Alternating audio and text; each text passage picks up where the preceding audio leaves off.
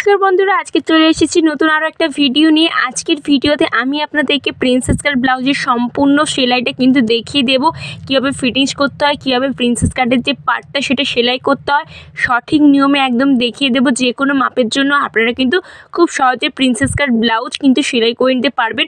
তো অবশ্যই পুরো ভিডিওটা দেখে রাখুন প্রথম থেকে শেষ পর্যন্ত। ভিডিও ভালো লাগে লাইক কমেন্ট শেয়ার অবশ্যই কিন্তু করে দেবেন, এবং যারা ফেসবুক থেকে দেখছেন অবশ্যই ফেসবুক পেজটি ফলো করে দেবেন, এবং যারা ইউটিউব থেকে দেখছেন ইউটিউবে আপনারা কিন্তু আমার চ্যানেলটি সাবস্ক্রাইব করে রাখবেন নতুন নতুন ভিডিও দেখার জন্য। তো এটা কাটিং আমি আগেই দিয়েছি, যারা দেখেনি আমার চ্যানেলে গিয়ে একবার দেখে নেবেন।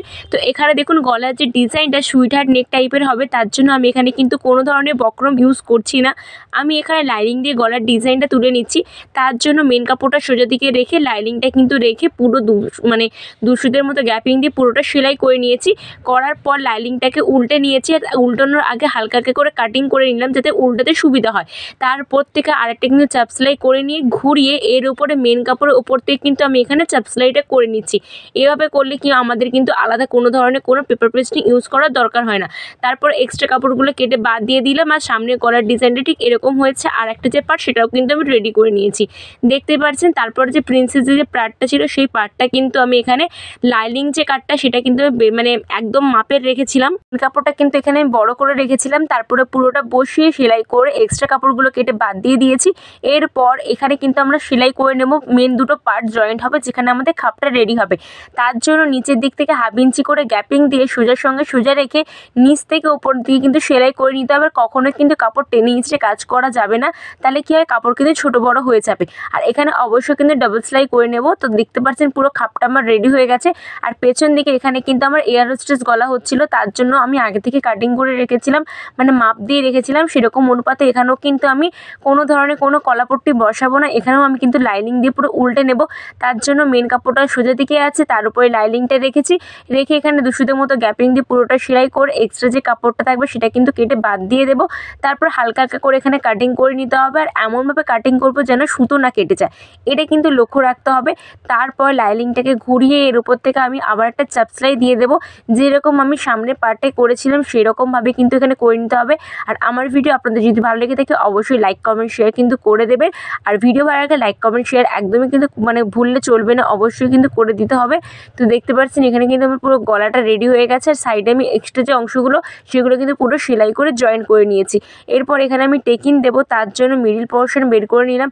মিডিল পোর্শন বের করে নেওয়ার পর আপনারা যতটা টেকিনের লম্বা এবং চওড়া চান ততটা কিন্তু নিয়ে নিতে পারেন। তো এখানে আমি চওড়া রেখেছি 4 ইঞ্চি, এবং এখানে লম্বাও আমি কিন্তু রাখবো 4 ইঞ্চি। আপনারা চাইলে 4.5 কিন্তু রাখতে পারেন। তো এটা কিন্তু আমার 36 মানে ছাতির জন্য কিন্তু আমার ব্লাউজটা রেডি হচ্ছিল। তারপর এখানে দেখতে পাচ্ছেন এখানে আমি 1/2 ইঞ্চি মতো গ্যাপিং দিয়ে নিচ থেকে কিন্তু ওপরের দিকে কোণ করে তুলে সেলাইটা করে নিয়েছি। টেকিংটা দেওয়া হয়ে গেছে। তো পেছন পার্টটা আমার পুরো রেডি। এবার সামনের পার্ট এবং পেছনের পার্ট আমি জয়েন করে নেব। তার জন্য দেখুন সোজার সঙ্গে সোজা রেখেছি, দেখে নিলাম কোনটার সঙ্গে কোনটা, মানে ডান দিকের পার্ট এবং বাম দিকের পার্ট কিন্তু অবশ্যই আপনাকে মিলিয়ে নিতে হবে। তারপর আমি কিন্তু এভাবে এখানে পুল লাইন জয়েন করছি, একটু ভালোভাবে হাতের দিকে লক্ষ্য রাখবেন, আপনারা কিন্তু বুঝতে পারবেন।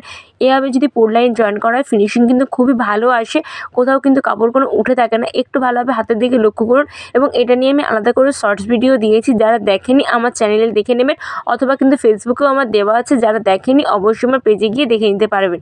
তো দেখতে পাচ্ছেন এখানে কিন্তু পুরোটা আমার রেডি হয়ে গেছে, কত সুন্দর ফিনিশিং এসেছে পুল লাইনের জয়েন্টটা। এবার এখানে আমি হাতাটা জয়েন করে নেব। তার জন্য তালপাটের অংশ সবসময় কিন্তু আমাদের সামনের পোর্শনের দিকে হবে, কখনোই কিন্তু পেছনের পোর্শনে নয়, এটা কিন্তু খেয়াল রাখতে হবে। আর এখানে দেখতে পাচ্ছেন হাতার মিডিল পয়েন্ট বের করে নিয়েছি, আর এটা হচ্ছে পুট। তো পুটের মিডিল পয়েন্টের সঙ্গে হাতার মিডিল পয়েন্ট রাখবো, রেখে মিডিল থেকে এক সাইডে প্রথমে সেলাই করে নেব, তারপরে আবার এক সাইডে কিন্তু সেলাই করে নিতে হবে। আর বারবার বলছি কখনো কিন্তু কাপড় টেনে কাজ করবে না, আলতো হাতে কাজ করবেন। আর অবশ্যই কিন্তু সব জায়গাতে ডাবল সেলাই মাস্ট। আর ভিডিও ভালো লাগলে লাইক কমেন্ট শেয়ার অবশ্যই কিন্তু একটু করে দিও। আর যারা ইউটিউব থেকে দেখছো অবশ্যই কিন্তু চ্যানেলটিকে সাবস্ক্রাইব করে রেখে দেবে। নতুন নতুন সেলাইয়ের ভিডিও পেতে হলে এবং সেলাই কাজ শিখতে হলে আমার চ্যানেলটিকে কিন্তু এক্ষুনি সাবস্ক্রাইব করে রাখতে হবে। এবং যারা ফেসবুক থেকে দেখছেন অবশ্যই একটু ফেসবুক পেজটি ফলো করে নিতে হবে নতুন নতুন ভিডিও দেখার জন্য। তো দেখতে পাচ্ছেন এক পাশে আমি কিন্তু পুরোটা সেলাই করে নিয়েছি, সেমভাবে আরও একটা যে পাশে সে পাশেও কিন্তু আমি করে নেব। করার পর এখানে কিন্তু ডাবল সেলাই আমি আবার একটা করে নেব। সেমভাবে আরও এক পাশের যে হাতা আছে সেটাও কিন্তু আমাদেরকে বসিয়ে নিতে হবে। আর একটা জিনিস খেয়াল করবেন, হাতার যদি তালপাট আপনারা কাটিং করে থাকেন সেটাই যেন সবসময় যেন সামনের পাটের দিকে জয়েন্ট হয়, কখনোই কিন্তু হাতার তালপাট পিছনের পাটে জয়েন করবেন না, ওটা কিন্তু ভুল নিয়ম।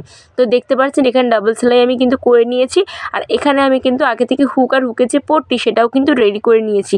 আপনারা যদি কেউ হুক এবং হুকের ঘরের পট্টি তৈরি করা দেখতে চান অবশ্যই কিন্তু আমাকে কমেন্ট বক্সে কমেন্ট করবেন, আমি কিন্তু আপনাদেরকে দেখিয়ে দেবো। তো দেখতে পাচ্ছেন আমার পুরো হাতাটা জয়েন্ট হয়ে গেছে, আর এটা হচ্ছে হুক আর হুকের যে পট্টি সেটা।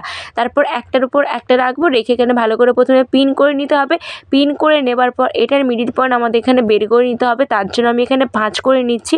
তো দেখতে পাচ্ছেন এটা হচ্ছে আমার সামনের পার্টের মিডিল পয়েন্ট। তো সামনের পার্টের মিডিল পয়েন্টে আমি এখানে দাগ দিয়ে দিলাম, আর পেছনের পার্টের মিডিল পয়েন্টটা আমি আগে থেকে বের করে রেখেছিলাম। এবার সামনের পার্ট এবং পেছনের পার্টের মিডিল পয়েন্ট একটার উপর একটা রাখবো, রেখে এখানে প্রথমে পিন করে নিতে হবে। আর এটা কিন্তু আমার সোজা দিক আছে, দেখতে পাচ্ছেন, মানে উল্টো দিকে কিন্তু আমি এখানে রেখে পিন করে নিয়েছি। তারপর আরও একটা দেখতে পাচ্ছেন পিনটা কিন্তু করে নিয়েছি। এবার হাতার যে দিকটা আছে সেদিক থেকে এখানে আমি 1/2 ইঞ্চির মতো অথবা 2 সুতের মতো গ্যাপিং দিয়ে পুরোটা সেলাই করে নেব। আর এটা কিন্তু সোজা দিক থেকে করছি, তাহলে কি হয় ভেতরে একটা গুম সেলাই হয়ে যায়। আর এই যে মিডিল পয়েন্টে পিন করেছিলাম এটা এই কারণেই যাতে পেছন পার্ট এবং সামনের পার্ট দুটো ধরে দেখে নেব কোনো কাপড় আমার ছোটো বড়ো হচ্ছে কিনা। যদি একটু আধটু ছোটো বড়ো হয় কোনো কিন্তু অসুবিধা নেই, সেটা কিন্তু আপনারা কেটে বাদ দিয়ে দিতে পারেন। তো আমার এখানে দেখতে পাচ্ছেন নিচের দিকে 1/2 ইঞ্চির থেকেও কম একটুখানি মতো কাপড় এক্সট্রা ছিল, সেটা কিন্তু আমি কেটে বাদ করে নিচ্ছি। এইভাবে কেটে দিলে কোনো কিন্তু অসুবিধা হবে না। যদি আপনাদের বেশি হয় তখন ভাববেন আপনাদের কিন্তু কোথাও ভুল হয়েছে। তো দেখতে পাচ্ছেন আমার কিন্তু অপর পাশও সেমভাবে করে নিতে হবে। নিচে এখানে পট্টি বসিয়ে নেব, পট্টি বসিয়ে হেম সেলাই করে নিতে হবে। আর তারপরে কিন্তু এখানে উল্টো দিক করে ফিটিংস করে নিতে হবে। যেমন আমরা 1.5 ইঞ্চি করে এক্সট্রা রেখেছিলাম সেরকমভাবে 1.5 ইঞ্চি করে চারধার থেকে ফিটিংস করে নিলে পুরো ব্লাউজটা আমার রেডি হয়ে যাবে। তো পুরো রেডি হওয়ার পর আপনাদেরকে দেখাচ্ছি। তো দেখতে পাচ্ছেন পুরো ব্লাউজটা রেডি হয়ে গেছে। সামনের লুকটা ঠিক এরকম এসেছে এবং পেছনটা ঠিক আমার এরকম এসেছে। ভিডিও ভালো লাগলে লাইক কমেন্ট শেয়ার অবশ্যই করে দেবে এবং চ্যানেলটিকে সাবস্ক্রাইব করে দেবে। ফেসবুক থেকে দেখলে অবশ্যই ফেসবুক পেজটি ফলো করে